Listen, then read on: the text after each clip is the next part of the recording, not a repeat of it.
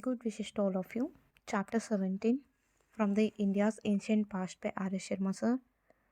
State Structure and the Varna System in the Age of the Buddha audiobook. Second, urbanization. A picture of material life in North India, especially in eastern UP and Bihar, can be drawn on the basis of the Pali text and the Sanskrit Sutra literature in combination with archaeological material. Archaeologically, the 5th century BC marks the beginning of the northern black polished ware NBPW phase in the Gangetic Plains, and this was a very glossy, shining type of pottery. This pottery was made of very fine material and apparently served as tableware for the rich. In association with this pottery are found iron implements, especially those meant for crafts and agriculture. This phase also saw the beginning of metal money. The use of burnt bricks and ring wells began in the middle of the NBPW phase, that is, in the 3rd century BC.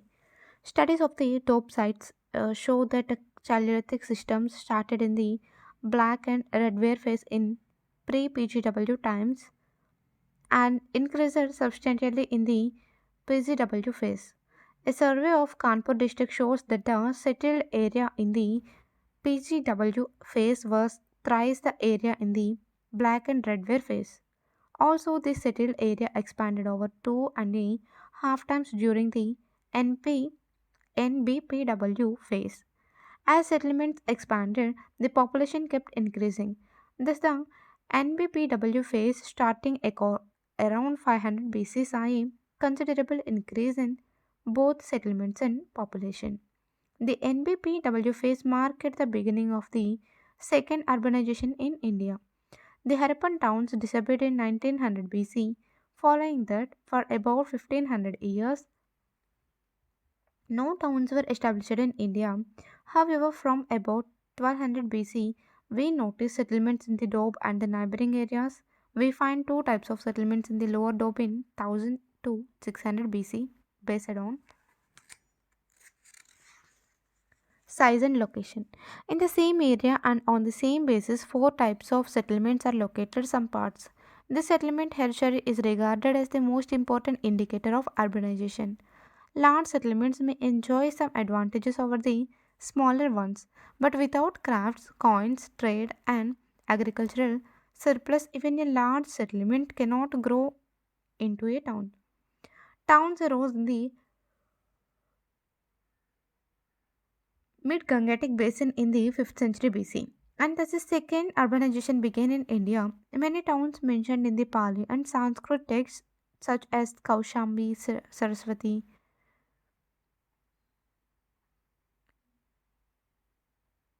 Shringaverpur, Ayodhya, Kapilavastu, Varanasi, Vaishali, Rajgir, Pataliputra, and Champa have been excavated. And in each case, signs of habitations and mud structures relating to the early NBPW phase or to the middle period of it have been found.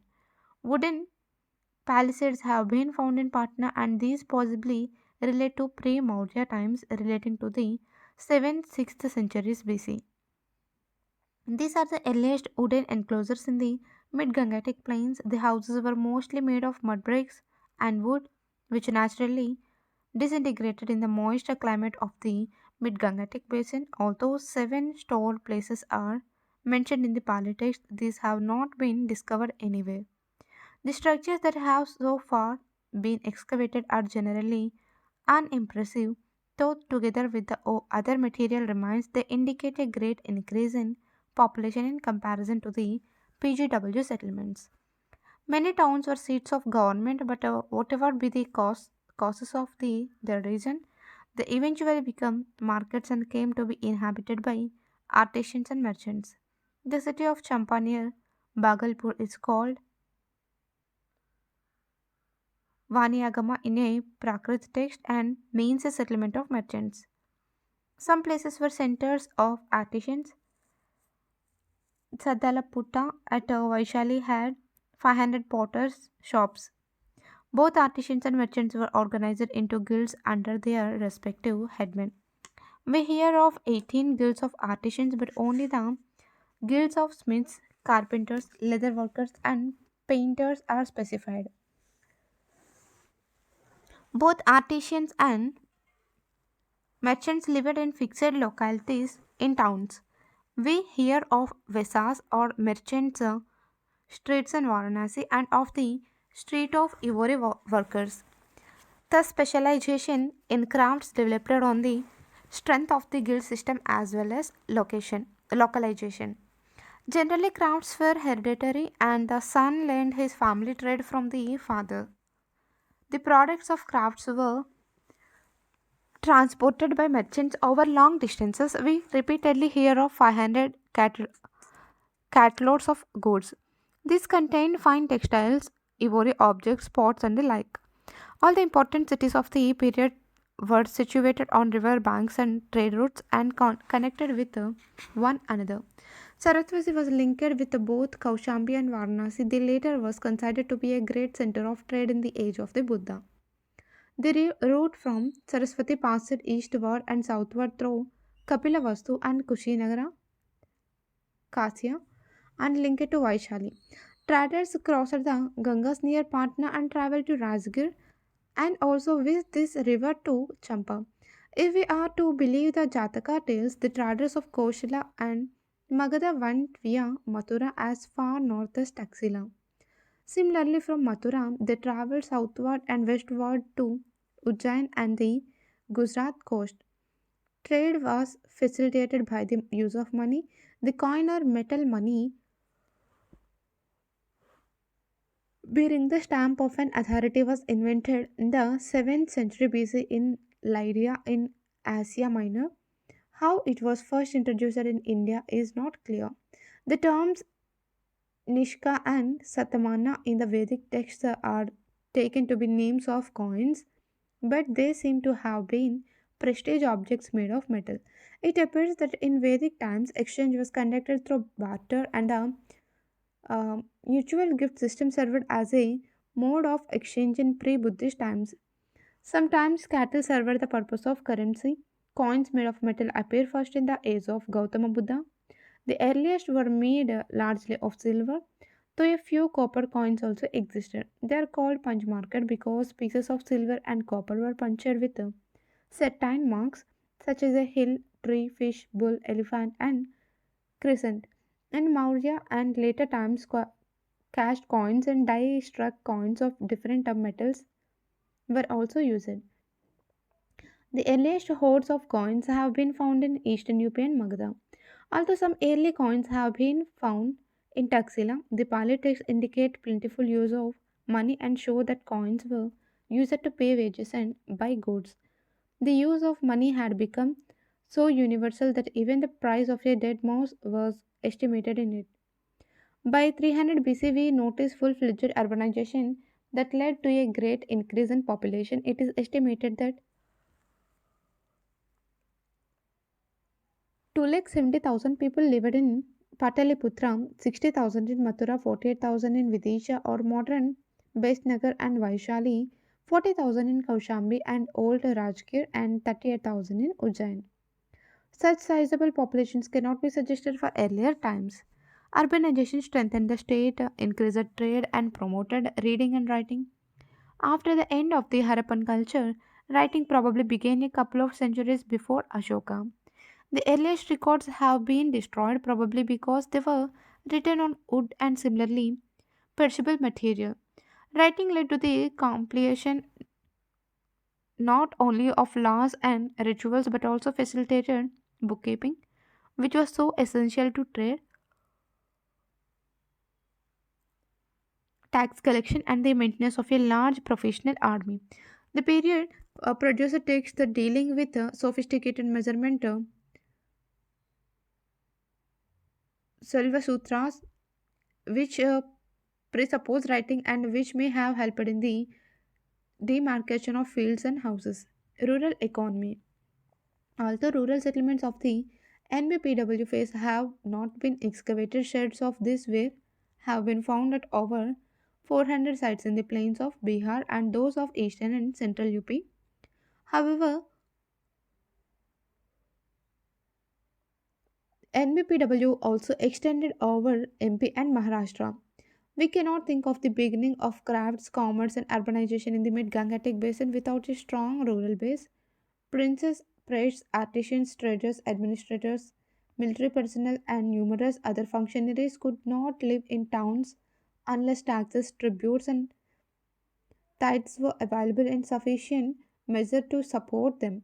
Non agriculturalists living in town had to be fed by agriculturalists living in villages. In return, artisans and traders living in towns made tools, cloth, and the like available to the rural folk. We hear of a village trader depositing 500 plugs with a town merchant, and these were evidently iron plugshires.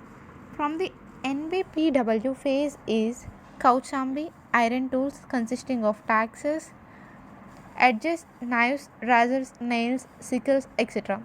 have been discovered. A substantial number of them relate to the layers of about the 5th 4th centuries BC and were probably meant for the use of the peasants who bought them with the cash or kind. Numerous villages are mentioned in the Pali text, and towns seem to have been situated amidst clusters of villages. It seems that a nucleated rural settlement in which all the people settled at one place with their agricultural lands mostly outside the settlement were first established in the mid Gangetic plains during the age of Gautam Buddha. The Pali texts speak of three types of villages. The first category included the typical village inhabited by various castes and communities, and these villages seem to have been the largest in number, and each village headed by a village headman called Bojaka. The second included suburban villages that were in the nature of craft villages. For instance, a carpenter's village or a chariot maker's village was situated in the vicinity of Varanasi. Obviously, such villages served as markets for the other villages and linked to towns with the countryside. The third category consisted of border villages situated at the outer limits of the countryside which merged with the surrounding forests. People living in these villages were principally fowlers and hunters who largely lived on food gathering. The village lands were divided into cultivable plots which were allotted to each family. Every family cultivated its plots in conjunction with its members, supplemented by agricultural laborers. Fields were fenced and irrigation channels dug collectively by the peasant families under the supervision of the village headman. The peasants had to pay one-sixth of their produce as tax. Taxes were collected directly by royal agents, and generally no intermediate landlords existed between the peasants on the one hand and the state on the other. Some villages were, however, granted to Brahmanas and big merchants. We also hear of large plots of land worker with the help of slaves and agricultural laborers. Rich peasants were called Gahapatis, Politum, who were of almost the same status as a section of the Vaishyas.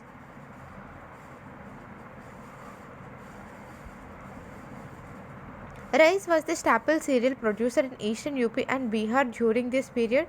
Various types of paddy fields are described in the Pali text. Although rice was used in India in the 2nd and 3rd millennium BC, like iron, it became far more effective in the NBPW phase. The use of the term shali for transplantation is found in the Pali, Prakrit, and Sanskrit texts of the period, and it appears that large-scale paddy transplantation began in the age of the Buddha. Until 500 BC, paddy seeds were sown and grown exclusively in watery areas. Subsequently, however, the paddy seedlings were removed from their original fields and planted elsewhere on a good scale. This method revolutionized rice production, paddy transplantation, or wet paddy production added enormously to the yield. In addition, the peasant also produced barley, pulses, millets, cotton, and sugarcane. Agriculture made great strides through the use of the iron plugshires, and with the immense fertility of the alluvial soil in the area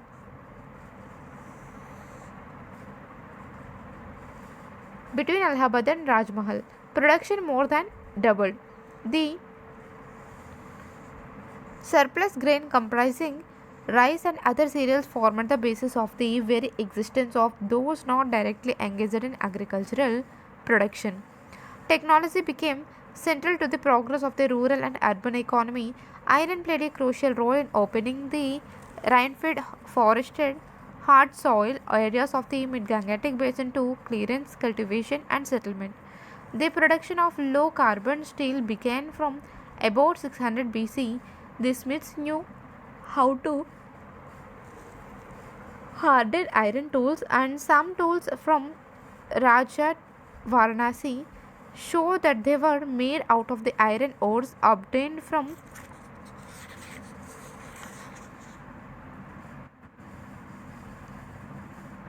Singabhum and Mayurbhanj. It thus appears that people became acquainted with the richest iron mines in India, which ensured the supply of tools for crafts in agriculture. The picture of the economy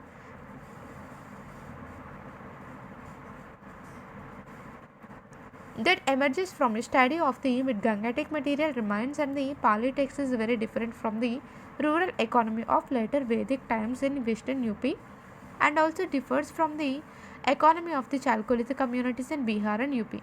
For the first time, an advanced food producing economy spread over the alluvial soil of the mid Gangetic plains and led to the beginning of an urban economy in this area. It was an economy that provided subsistence not only to direct producers but also to many others who were neither farmers nor artisans. This made the collection of taxes and the maintenance of armies possible on a long term basis and created conditions in which large territorial states could be formed and sustained. Administrative system. Although we hear of many states in this period, only Koshala and Magdha emerged as powerful. Both of them became mature states ruled by the hereditary monarch belonging to the Kshatriya Varna.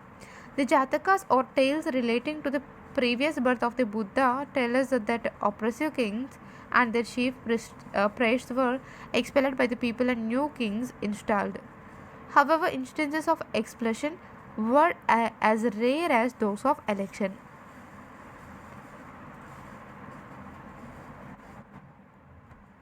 The king enjoyed the highest official status and special protection of his person and property. He yielded ground only to great religious leaders of the stature of the Buddha. The king was primarily a warlord who led his kingdom from victory to victory. This is well illustrated by the careers of Bimbisara and Ajatasattu. The kings ruled with the aid of officials both high and low. Higher officials were called Mahamantras or performed a variety of functions such as those of ministers, mantrin, commander, Senanayaka, judge, chief accountant, and head of the royal harem. Probably a class of officers, Ayuktas, also performed similar functions in some states. Ministers played an important part in administration. Varsakara of Magadha and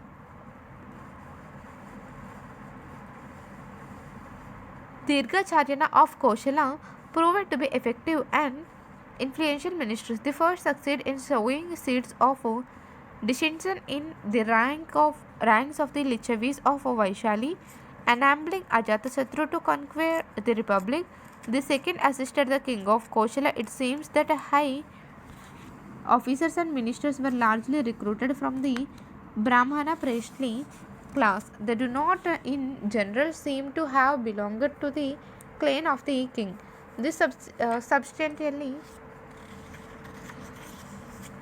undermined the kin-based polity of Vedic times. In both Koshala and Magadha, despite the use of the punch-marked coins made of silver, some influential Brahmanas and Satis were paid by the grant of the revenue of a cluster of villages. In doing so, the king did not have to obtain the consent of the clan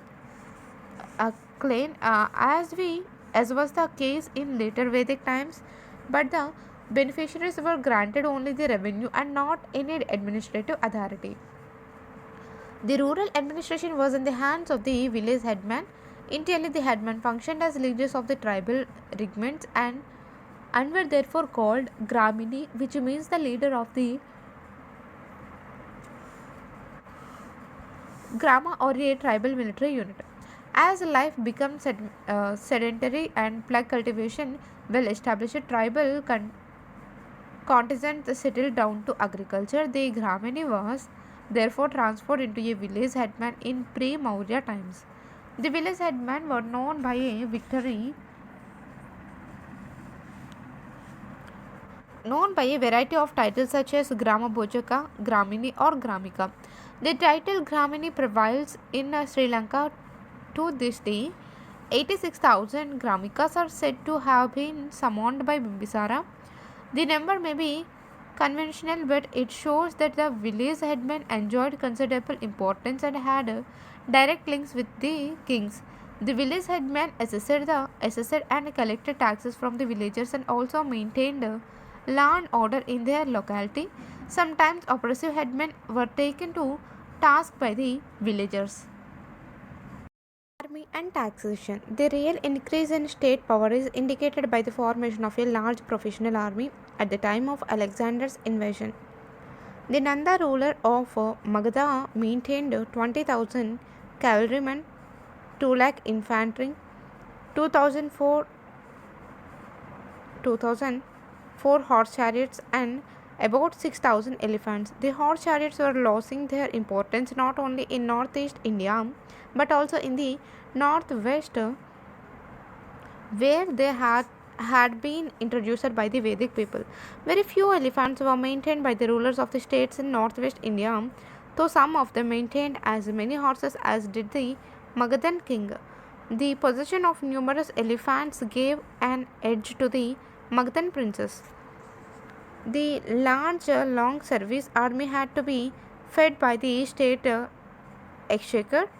We are told that the Nandas possessed enormous wealth which must have enabled them to maintain the army, but we have no idea of the special measures they adopted to raise taxes, though the fiscal system was well established. Warriors and priests, that is, the Kshatriyas and the Brahmanas, were exempted from payment of taxes, and the burden fell on the peasants who were mainly Vaishyas or Grihapati.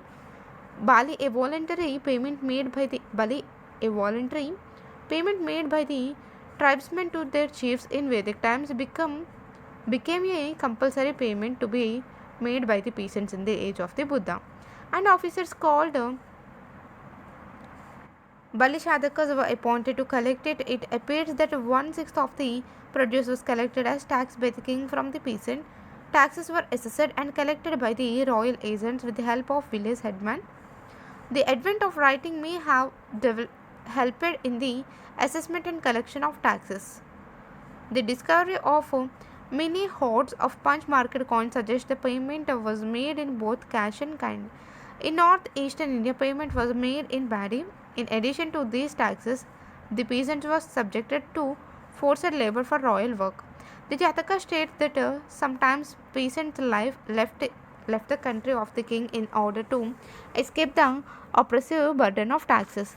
Artisans and traders too had to pay taxes. Artisans were made to work for a day in a month for the king, and the traders had to pay customs on the sale of their commodities. The tools were collected by officers known as Shaulkika or Shulkadhyaksha. The territorial kings discarded the Sabha and Samiti. Popular tribal assemblies had virtually disappeared in post-Vedic times. They dwindled and disappeared as tribes disintegrated into Varnas and lost their identity. Their place was taken by Varna and caste groups, and therefore caste laws and customs were given due weight by the writers of the law book. However, these regulations were largely confined to social matters. Popular assemblies were able to succeed only in small kingdoms where members of the tribe could easily to summon, as may have been the case in the Vedic period.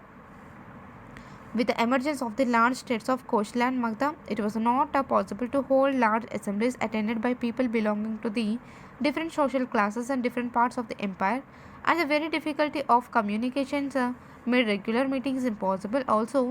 Being being tribal, the old assembly was unable to find a place for the many non-Vedic tribes which lived in the new kingdoms. The changed circumstances therefore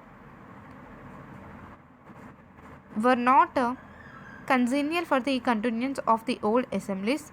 They were replaced by a small body called Parishad, consisting exclusively of the Brahmanas. Even during this period, assemblies existed, but this was not the case in the monarchies. They flourished in the smaller republican states of the Shakwas, Lichavis, and the like. The Republican experiment. The republican system of government existed either in the Indus basin or in the foothills of the Himalayas in eastern UP and Bihar. The republicans in the Indus basin may have been the remnants of the Vedic tribes, although some monarchies may have been followed by republics. In some instances in UP and Bihar, people were possibly inspired by the old ideals of tribal equality,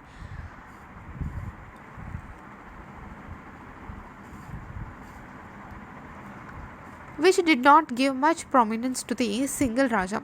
Both Panini and the Pali texts speak of the non-monarchical states. According to Panini, the Janapada or the territorial state was generally headed by Ek Raja or one king. He specifies 19 one-king Janapadas, but he also speaks of the Samga or multi-ruler Janapadas, which were republics.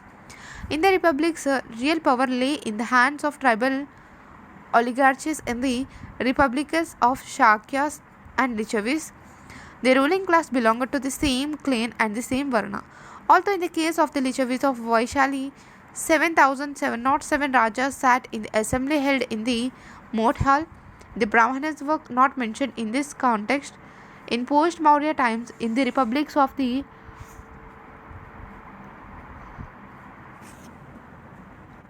Malavas and the Kshudrakas, the Kshatriyas and the Brahmanas were given citizenship, but slaves and hired laborers were excluded from it. In a state situated on the Bias river in the Punjab, membership was restricted to those who could supply the state with at least one elephant, and it was characteristic of the oligarchy of the Indus basin. The administrative machinery of the Shakyas and Lichavis was simple. It consisted of a Raja, Uparaja vice king, Senapati commander, and Bandagarika treasurer. We hear of as many as 7 courts in hierarchical order trying the same case in succession in the Lichavi Republic, but this seems to be too good to be true. In any event, certain states in the age of the Buddha were not ruled by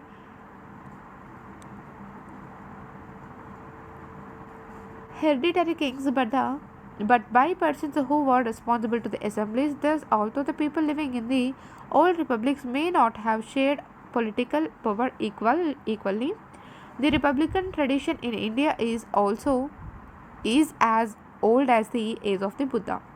The republics differed from the monarchies in several ways. In the monarchies, the king claimed to be the sole recipient of revenue from the peasant, but in the republics, this claim was advanced by every tribal oligarch who was known as Raja. Each one of the 7,707 Lichavi Rajas maintained his own storehouse and apparatus of administration. Again, every monarchy maintained its regular standing army and did not permit any group or groups of people to carry arms within its boundaries. However, in a tribal oligarchy, each Raja was free to maintain his own little army under his Senapati.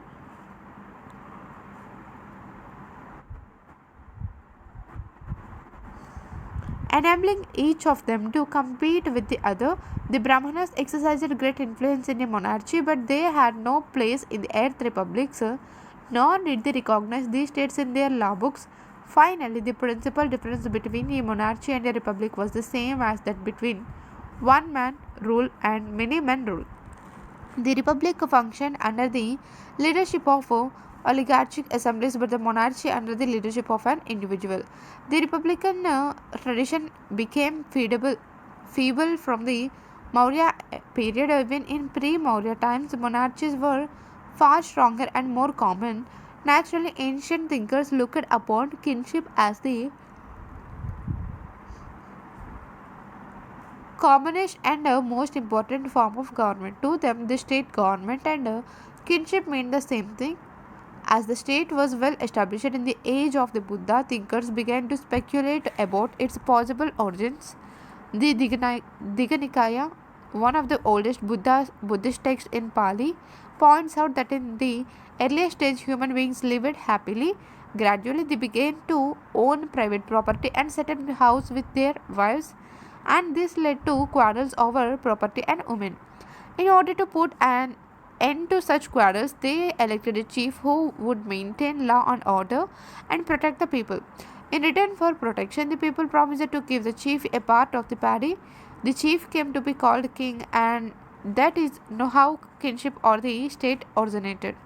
Social orders and legislation. The Indian legal and judicial system originated in this period. Formerly, people were governed by the tribal law, which did not recognize any class distinction. However, by now the tribal community had been clearly divided into four orders: Brahmanas, Kshatriyas, Vaishyas, and Shudras. The Dharma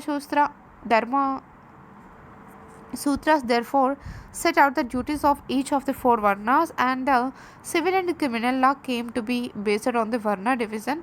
The higher the Varna, the purer it was, and the higher the level of moral conduct expected of the upper Varna by civil and criminal law. All forms of disabilities were imposed on the Shudras. They were deprived of religious and legal rights and relegated to the lowest position in society. The Upanayana or the sacred thread could not be conferred on them.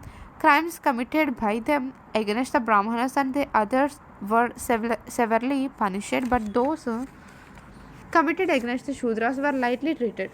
The lawgivers spread the fiction that the Shudras were born from the feet of the creator. Therefore, members of the higher Swarnas, especially the Brahmanas, shunned the company of the Shudras, avoided the food touched by him, and refused to enter into marriage relations with him. A Shudra could not be appointed to high posts, and more importantly, he was especially asked to serve the twice born as slave, artisan, and agricultural laborer. Jainism and Buddhism themselves did not materially change the Shudra's position. Although he could be admitted to the new religious orders, his general position continued to be low. It is said that Gautam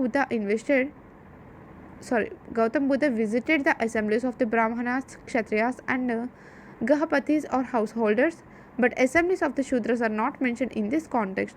The Pali text mention 10 disposable crafts and castes, including the Chandalas. They are high hina, were means poor, inferior, and despicable. In contrast, the Kshatriyas and Brahmanas are called the Uttama or best castes. The civil and criminal law set out in the Dharma Shastras was administered by royal agents who inflicted rough and ready punishments such as scourging, beheading, and tearing out of the tongue. In many instances, punishments for criminal offences were governed by the idea of revenge, that is, a tooth for a tooth and an eye for an eye. Although the Brahmanical law books took into account the social status of the different Varnas in framing their laws, they did not ignore the customs of the non-Vedic tribal groups, which were gradually observed into the Brahmanical social order. Some of these indigenous tribals were given fictitious social origins and allowed to be governed by their own customs. Conclusion: Gautama Buddha stayed in several mid-Gangatic cities during the rainy seasons. Archaeologically, these sites are not datable to earlier than the 5th century BC. Therefore, the age of the Buddha roughly covers the 5th century BC. This period is important because ancient Indian polity, economy, and society really took shape in its course. Agriculture based on the use of iron tools and paddy transplantation gave rise to an advanced food producing economy, particularly in eastern UP and Bihar. This created conditions for the rise of towns based on trade, industry, and the use of metal money. Also, higher levels of cereal production made it possible to collect taxes from the peasants.